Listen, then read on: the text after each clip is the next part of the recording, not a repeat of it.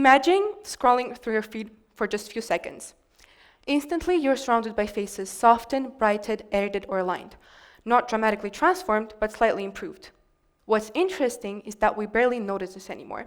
It has become a part of visual language of our generation. But behind those small adjustments is a much bigger issue. Appearance has turned into a silent form of currency. Beauty has always mattered, but today it shapes opportunities, social dynamics, and credibility more than ever before. Research in psychology that people who are perceived as more attractive are often trusted more easily, treated more positively, and even given better first impressions. But let me tell you, none of this is new. People have always had biases. What is new is the scale, the speed, and subtlety with which technology reinforces these biases. Platforms don't just show faces, they shape them. Algorithms, editing tools, and filters reward a particular aesthetic, and when one aesthetic is rewarded, people naturally adjust to match it. And over time, this creates what researchers call a beauty monoculture, where one specific look becomes the default ideal, and when one ideal becomes dominant, everything outside this ideal starts to feel like a deviation. This pressure doesn't usually feel dramatic. It appears in silent, everyday moments, like, let's take another photo, just fix this tiny detail, or even don't post this one. All these moments feel very familiar to us. That's the way we interact with cameras nowadays. But collectively, they create a cycle where we're comparing ourselves not to real people, but to edited versions of them, and sometimes even edited versions of ourselves. A recent study of Boston University showed that people who are perceived as more attractive are often trusted more easily, treated more positively, and even given better first impressions. Teenagers spend around 4 to 5 hours every single week editing their photos before posting them, not necessarily to change their identity, but to fit into something they think is expected. When expectations become normalized, they quietly start to shape the way we see ourselves. Eventually, the edited versions start to feel more familiar than the real one. You start noticing flaws in natural photos that you never paid attention to before. You retake a picture not because it's bad, but because it's not today's standard. This shift isn't usually a crisis. It's subtle and it's widespread. I notice it in myself too. Not through big emotional moments, but through small observations.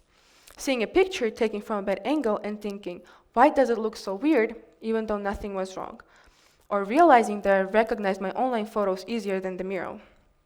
When I started paying attention, I realized how common this feeling is among people my age. So now, the real question becomes, what do we do when beauty becomes a quiet competition we never agreed to join? Trying to reject the entire system, no filters, no editing, no technology, is not realistic.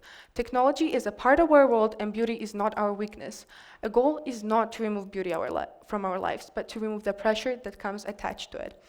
For me, I remember scrolling through my feed one day and feeling frustrated because I didn't look like people in the photos.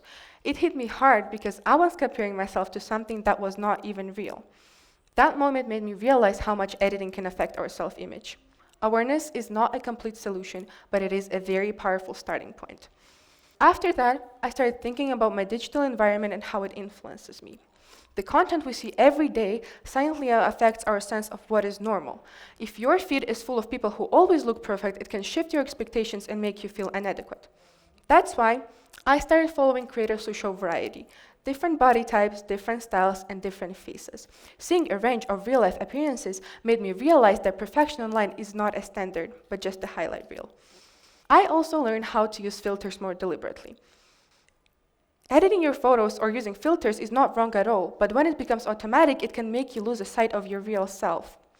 I used to add filters without even thinking about how much it not only influences my way of understanding the concept of beauty, but also affecting younger girls who just started a journey of growing up. Being more mindful about it helped me to stay more grounded to who I actually am. Another big lesson I learned is to pay attention to quality that lasts longer than photos. Honesty, ideas, talent, personality, these are the things people truly notice and remember. A selfie could never capture them, but they shape confidence, opportunities, and relationships in a way appearance never could. Focusing on these deeper qualities helped me to reduce the pressure I felt about how I look.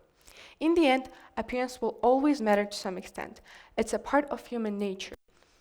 But influence is not the same thing as value. And if a generation grows up believing that looking perfect is the highest form of self-worth, then we risk building a world where identity is defined by something as temporary as a camera angle. We don't need to reject beauty. We need to understand it, question it, and decide how much power we want it to hold. And the moment we start to recognize how it shapes our perception of ourselves, we start to reclaim control over it. And when we stop chasing a single standard of perfection, a room opens up for individuality, that kind that does not require editing to feel real. Not flawless, not filtered, just authentically enough. Thank you.